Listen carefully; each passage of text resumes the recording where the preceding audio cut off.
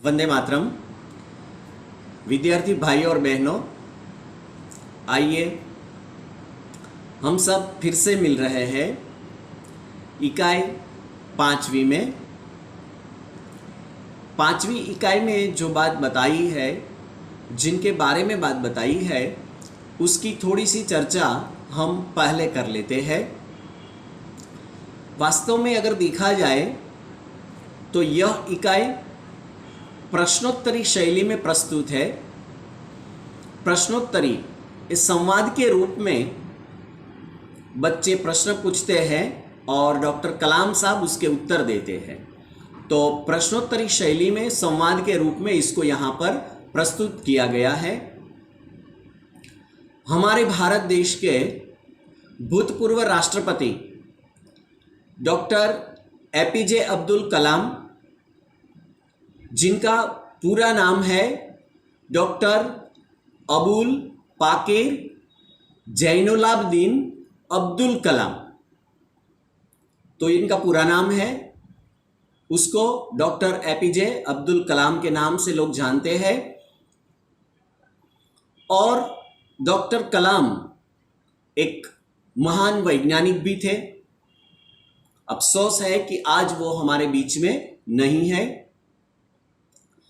भारत के आधुनिक क्षेप्यास्त्र यानी कि मिसाइल जैसे शस्त्र बनाने में, उनका निर्माण करने में तथा उनका प्रक्षेपण करने में यानी कि मिसाइल फेंकने में उनका बड़ा योगदान रहा है। डॉक्टर कलाम बहुत ही सरल स्वभाव के व्यक्ति थे। एकदम निखालस स्वभाव और बिल्कुल सरल स्वभाव के वो व्यक्ति नजर आते थे।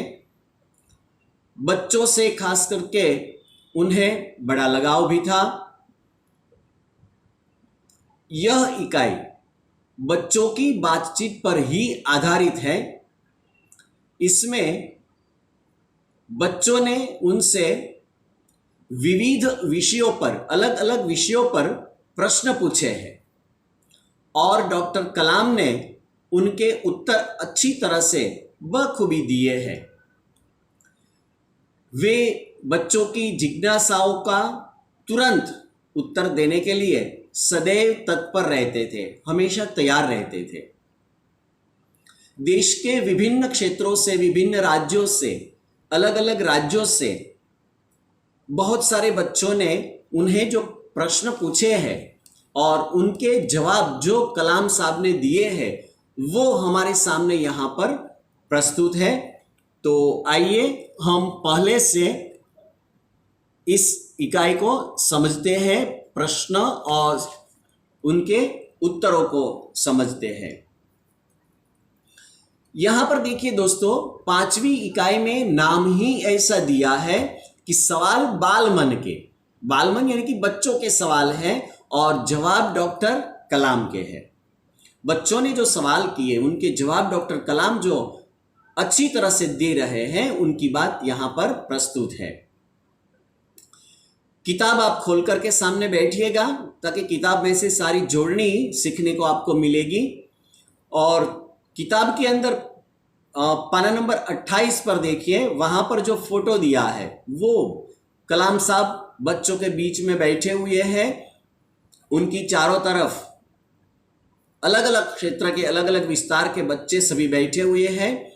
वो सब कलाम साहब को प्रश्न पूछ रहे हैं। ये बात यहां पर स्पष्ट होती है इस चित्र के जरिए। सबसे पहले प्रश्नकर्ता लड़का देखिए, प्रश्नकर्ता जो प्रश्न पूछ रहा है वो आर अरविंद, दक्षिण भारत में इस प्रकार से नाम बोले जाते हैं।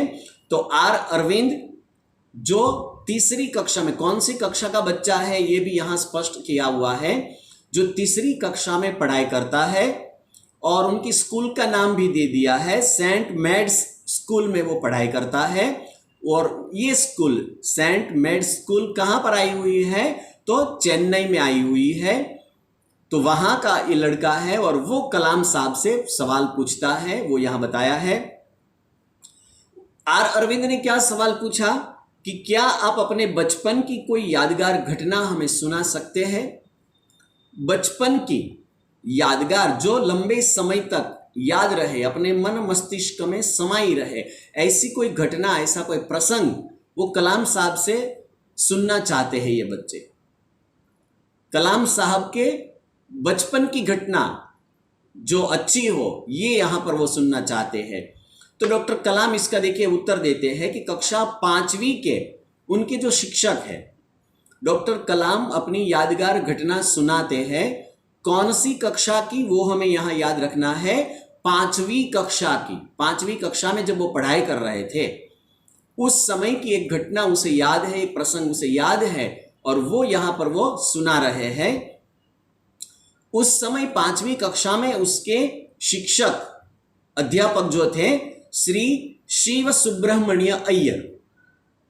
दक्षिण भारत में ऐसे ही नाम होते हैं, तो इस प्रकार का वहां का नाम है ये श्री शिव सुब्रमण्य अय्यर जो है वो उसके 5वीं कक्षा के अध्यापक है, शिक्षक हैं। और उसकी बात उसे याद है कलाम साहब को, इसीलिए वो बता रहे हैं कि एक दिन कक्षा के अंदर वे, उनके जो शिक्षक है अय्यर साहब, वो सभी बच्चों को बता रहे हैं कि कोई पक्षी कैसे उड़ता है, यानी कि पक्षियों का उड़ने का तरीका वो समझा रहे हैं, बता रहे हैं।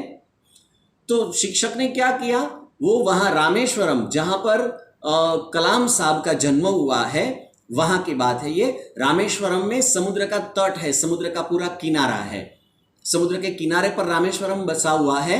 तो वहां पर वो समुद्र तट, तट शब्द दिया है अंदर, तट मतलब किनारा, समुद्र के किनारे पर वो ले जाते हैं और उसका जीवंत उदाहरण, जीवंत शब्द दिया है यहां पर, जीवन मतलब जीवित, यानी कि जीता जागता, अपनी नजर के सामने जो है जीता जागता, ऐसा उदाहरण वो वहां पर देते हैं। पक्षियों का उड़ने का जो उदाहरण है वो वहां समझाते हैं। और कलाम साहब कहते हैं कि वह ऐसी यादगार घटना थी, यादगार यानी कि अविस्मरणीय, जिसे भुलाया ना जा सके, जिसे हम भूल ना सके, ऐसी यादगार घटना। और घटना मतलब ऐसा प्रसंग है ये कि जो कलाम साहब के मन मस्तिष्क में, मस्तिष्क यानी कि दिमाग की बात है, कलाम साहब के मन में, उसके दिमाग में वो हमेशा के लिए, कायम के लिए, रोज के लिए वो घटना बैठ जाती है, अच्छी तरह से उसे याद रह जाती है। इसी से कलाम साहब कहते हैं कि इसी से मुझे आगे विज्ञान पढ़ने की प्रेरणा मिलती है। प्रेरणा यानी कि प्रोत्साहन मिलता है। कलाम साहब को विज्ञान पढ़ने का प्रोत्साहन कहां से मिलता है, तो ये बात शायद यहां स्पष्ट होती है कि उनकी 5वीं कक्षा की जो ये घटना है, उनके शिक्षक ने उनको पक्षी किस प्रकार से उड़ता है इसका जीवंत उदाहरण समुद्र के तट पर जाकर दिखाया। इससे विज्ञान पढ़ने में उसको ज्यादा दिलचस्पी हुई और प्रेरणा मिलती है कि मैं विज्ञान में कुछ आगे सीखूं। अब प्रश्नकर्ता और एक लड़का है जिनका नाम है सरयू मकर, जो बच्चा 5वीं कक्षा में पढ़ाई करता है और उसकी स्कूल का नाम दिया है वाल्मीकि नगर हिंदी माध्यमिक शाला। स्कूल का नाम है ये वाल्मीकि नगर हिंदी माध्यमिक शाला, जो नागपुर में आई हुई है। नागपुर यानी कि महाराष्ट्र में, तो महाराष्ट्र में जो आई हुई है वहां की बात है वो। और वो बच्चा सवाल पूछता है कलाम साहब से, वो कहता है कि बचपन में हमें किस भाषा को प्रमुखता देनी चाहिए। प्रमुखता यानी कि महत्व। बचपन में, छोटी अवस्था में हमें किस भाषा को प्रमुखता यानी कि महत्व देना चाहिए, किस भाषा में हमें अभ्यास करना चाहिए, या तो किस भाषा को हमें महत्व देना चाहिए। तो कलाम साहब इसका बखूबी उत्तर देते, अच्छा उत्तर देते हैं कि मैंने स्वयं, खुद कलाम अपनी बात करते हैं यहां पर। कलाम साहब खुद अपनी बात करते हैं कि कलाम साहब ने खुद ने किस में अभ्यास किया था, वो बात वो बता रहे हैं कि खुद मैंने अपनी मातृभाषा के माध्यम से, मातृभाषा की बात शायद मैंने आपको कोई अगले इकाई में, अगले वीडियो में बताया था। मातृभाषा जो हमारी मां से हमें मिलती है, वो मातृभाषा। तो हम जहां है, जहां रहते हैं, जहां हमारी मातृभाषा है, जहां हमारा जन्म हुआ है और वहां पर जो भाषा बोली जाती है, उसको महत्व देने के लिए यहां पर कलाम साहब कहते हैं। तो खुद कलाम साहब ने भी मातृभाषा में ही अपनी शिक्षा ली है। उसकी बात वो बता रहे हैं कि मैंने स्वयं माध्यमिक तक की शिक्षा उन्होंने मातृभाषा के माध्यम से ही पूरी की है। अपनी खुद की बात बताते, खुद का उदाहरण देते, यानी कि खुद भी डॉक्टर कलाम इतने बड़े वैज्ञानिक है, इतने बड़े बुद्धिशाली है, और वो भी मातृभाषा में ही शिक्षा लेने में मानते हैं। कॉलेज और उससे आगे की शिक्षा, कलाम साहब की कॉलेज की शिक्षा और कॉलेज के बाद की जो शिक्षा हुई है उसकी बात वो करते हैं कि वो अंग्रेजी माध्यम की संस्थाओं में हुई है।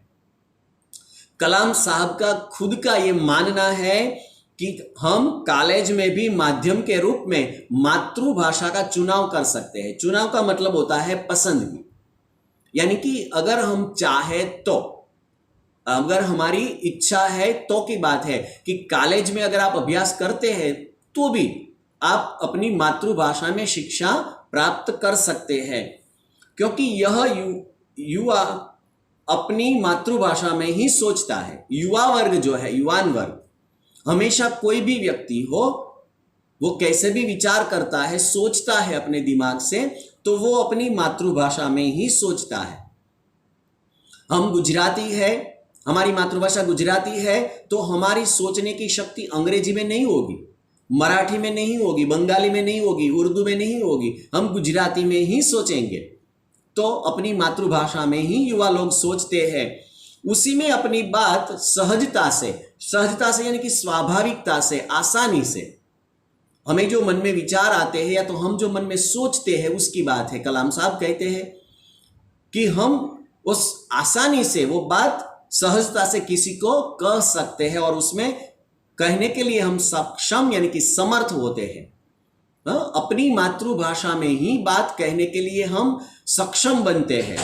अंग्रेजी भाषा में शायद हम नहीं कह सकते हैं, या तो अपनी जो बात है, मन के अंदर की जो बात है, वो बात शायद हम किसी को दूसरी भाषा में नहीं समझा सकते। अगर हमें सरलता से समझाना है तो हम ये अपनी मातृभाषा में ही समझा सकते हैं। आगे कलाम साहब क्या कहते हैं कि पर इसमें कोई भी राय नहीं है। राय का मतलब होता है ऐसा कोई निर्णय नहीं है कि वैश्विक स्तर पर संपर्क के लिए हमें अंग्रेजी जैसी एक संपर्क भाषा की नितांत आवश्यकता है।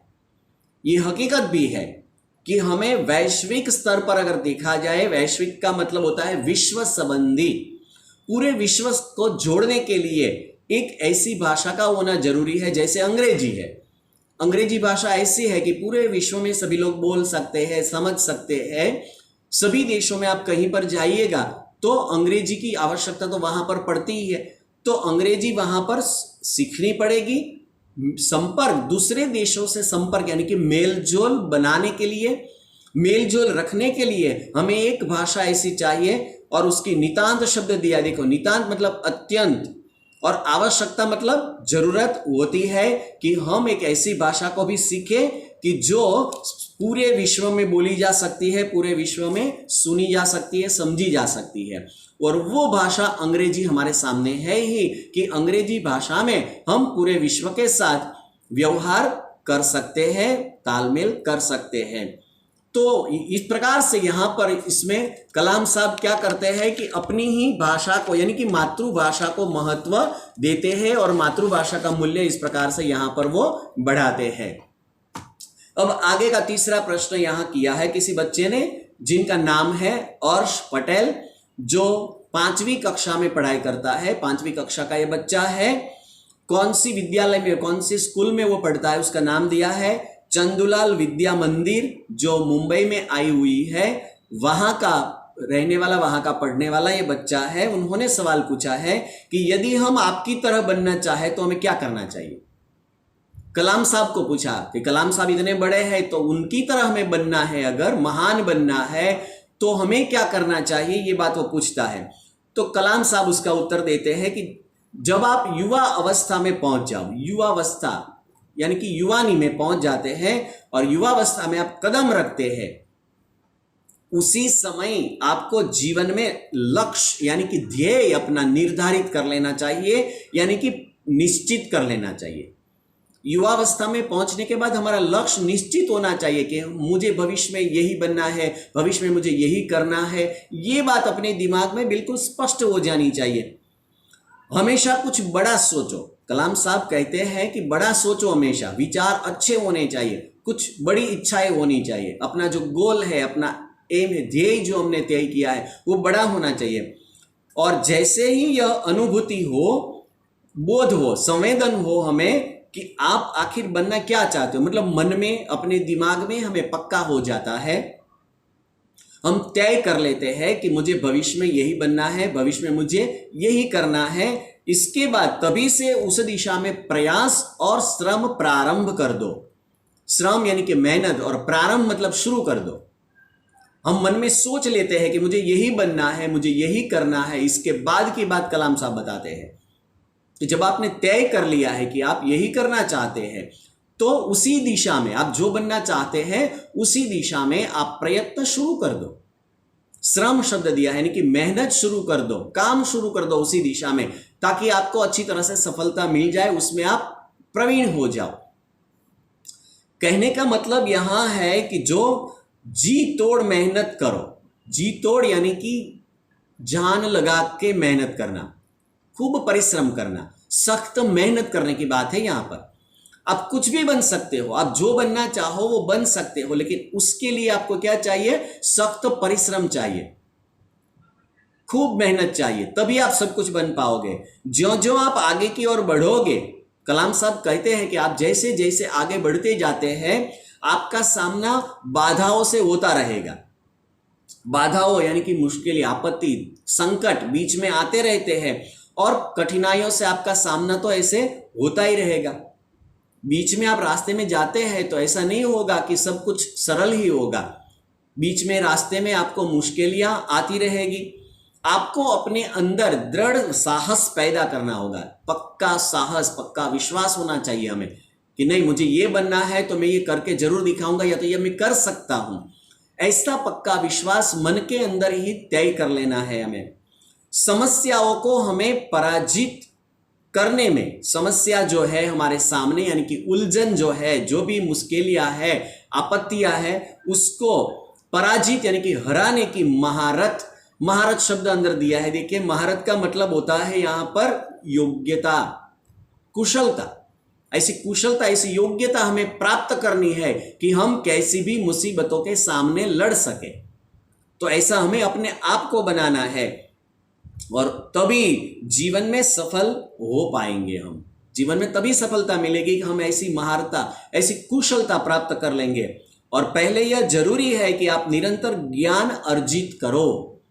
कलाम साहब की दृष्टि से सबसे पहले यह बात भी जरूरी है कि हम सबसे पहले क्या करें? ज्ञान अर्जित करें। ज्ञान अर्जित करना मतलब ज्ञान प्राप्त करना, अर्जित करना मतलब प्राप्त करना। हमें ज्ञान प्राप्त करना चाहिए, जितना भी समय मिले, जहां से जितना ज्ञान मिलता है हमें वो लेने की कोशिश करनी चाहिए। और इस प्रकार से मेहनत का मूल्य, परिश्रम का मूल्य यहां पर कलाम साहब बताते हैं। आगे का प्रश्न देखिए। अब प्रश्न करता है चिराग जैन नाम का लड़का है, जो 7वीं कक्षा में अभ्यास करता है। उनकी स्कूल का नाम भी दिया है बॉम्बे कैम्ब्रिज और अंधेरी। अंधेरी एक विस्तार का नाम है, अंधेरी पश्चिम जो विस्तार है मुंबई का, और मुंबई के विस्तार का ये नाम है, वहां का ये बच्चा है। और वो कलाम साहब से प्रश्न पूछ रहा है। उन्होंने पूछा कि वह कौन सी बड़ी चुनौती है। चुनौती का मतलब होता है ललकार, कि हमारे सामने वो कौन सा बड़ा ललकार है कि जिसका सामना हमें आज करना पड़ रहा है। आज के समय में हम ऐसी कौन सी बड़ी चुनौती का सामना कर रहे हैं। तो कलाम साहब इसका उत्तर देते हैं कि भारत को सन 2020 तक, अभी तो 2021 शुरू हो गई है दोस्तों, लेकिन जब ये लिखा गया है या तो जब ये बातचीत हुई है उस समय की बात है, बहुत पहले की बात है। डॉक्टर कलाम साहब जब हमारे देश की धुरा संभाले, जो हमारे देश के राष्ट्रपति थे, उस समय की बात है, उस समय ये लिखा गया है। अभी तो 2021 चल रही है, 2020 तक की बात कर रहे हैं कि सन 2020 तक एक विकसित राष्ट्र के रूप में परिवर्तित करना, अपने देश को, अपने भारत को एक विकासशील विकसित देश जो है, पूर्ण रूप से विकास किया हुआ हो, ऐसा देश बनाना है। और देश के 1 अरब का मतलब होता है 100 करोड़। उस समय 100 करोड़ की आबादी थी। आबादी मतलब लोग। तो देश के 1 अरब से अधिक नागरिक, 1 अरब से भी ज्यादा, कोई पक्का अंक नहीं है, कोई पक्की संख्या नहीं है इसमें, लेकिन 1 अरब से भी ज्यादा लोग हैं यहां पर, ऐसा उस समय कहा गया था।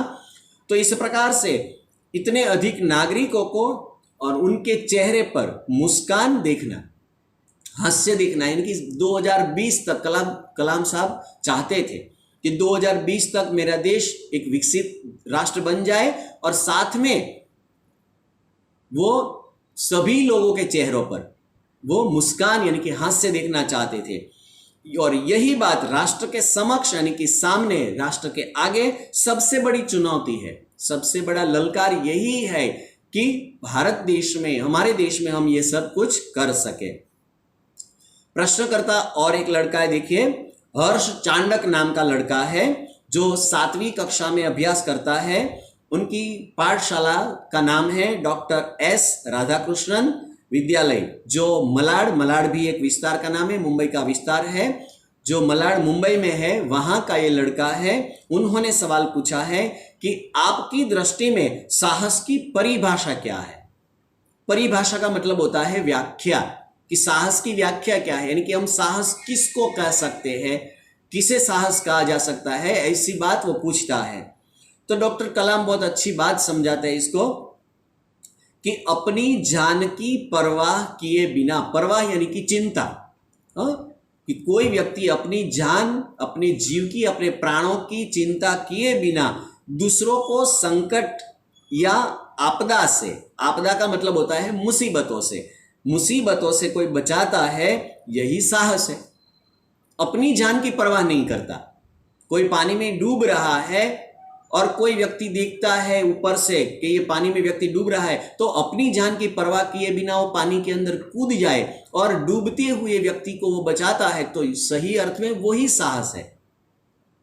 तो कलाम साहब की नजर में यही वो साहस बताते हैं कि अपनी जान की परवाह किए बिना अगर कोई व्यक्ति मुसीबत में, कोई व्यक्ति पड़ा हुआ है तो उसको वो बचाता है या तो उसकी मदद करता है, तो सही अर्थ में यही साहस है। अब प्रश्नकर्ता और एक लड़का है, तरुण पटेल नाम का लड़का है, जो 8वीं कक्षा में अभ्यास करता है। उनकी पाठशाला का नाम दिया है स्वामीनारायण इंडिपेंडेंट स्कूल, जो लंदन में आई हुई है, और वहां पर वो अभ्यास करता है, यानी कि एनआरआई बच्चा जिसको हम बोलते हैं। एनआरआई है वो, मूल भारतीय है लेकिन लंदन में वो पढ़ाई करता है। तो उसका प्रश्न यहाँ पर लिया गया है। वो कहता है, वो पूछता है कलाम साहब से कि हम प्रवासी भारतीय मातृभूमि के प्रति गर्व की भावना कैसे विकसित करें। इसको प्रवासी भारतीय बोलते हैं हम। तो हम प्रवासी भारतीय अपनी मातृभूमि के प्रति किस प्रकार से हम गर्व की भावना विकसित कर सकते हैं, अभिमान की भावना, अपने देश के प्रति जो अभिमान है उसकी भावना हम किस प्रकार से विकसित कर सकते हैं, यानी कि उसका विकास कर सकते हैं। तो कलाम साहब उसका उत्तर देते हैं कि भारतीय मूल का कोई भी व्यक्ति हो, जिनका जन्म भारत में हुआ हो या तो जिनके माता पिता का जन्म भारत में हुआ हो, वो भारतीय मूल कहा जाता है। तो ऐसा भारतीय मूल का कोई भी व्यक्ति वो एक बृहद यानी कि बहुत विशाल, बहुत महान, भारत देश बहुत महान है, बहुत विशाल भी है, तो बृहद भारतीय परिवार का ही एक अंग है। पूरा भारत एक ही है, हम सब बोलते हैं ना भारत मेरा देश है, सभी भारतवासी मेरे भाई बहन है, तो पूरा भारतवर्ष एक ही है। तो वो बात यहाँ पर कलाम साहब बताते हैं कि पूरे भारतीय परिवार का एक अंग है, और उसे हमारे देश की जो सांस्कृतिक विरासत है, विरासत यानी कि जो धरोहर है हमारी, कई सालों से, कई सदियों से सब कुछ अच्छा चला आ रहा है, उसकी बात, तो वो हमारी विरासत है, उस पर गर्व है। और सौभाग्य छे, अच्छे नसीब से उसकी बात है, आप लोग ऐसी स्थिति में है, आप लोग ऐसी दशा में है कि अपनी मातृभूमि से आप अच्छी तरह से जुड़े हुए हैं, आप अपनी मातृभूमि से अच्छी तरह से आप जुड़े हुए हैं, और यही आपके लिए गौरव की बात है कि आप भारत देश के साथ जुड़े हुए हैं, हमारी संस्कृति से, हमारी धरोहर से आप जुड़े हुए हैं। तो यही बात आपके लिए अभिमान की बात है और गर्व की बात है। इस प्रकार से वो प्रवासी भारतीय जो बच्चा है उसका उत्तर कलाम साहब इस प्रकार से यहां पर देते हैं। अब आगे का प्रश्न दोस्तों हम आने वाले दूसरे भाग में देखेंगे। यहां हम अधूरा छोड़ देते हैं थोड़ा, आने वाले दूसरे भाग में ये प्रश्न शैली की चर्चा हम आगे करेंगे। तब तक के लिए आप सबको अलविदा, वंदे मातरम।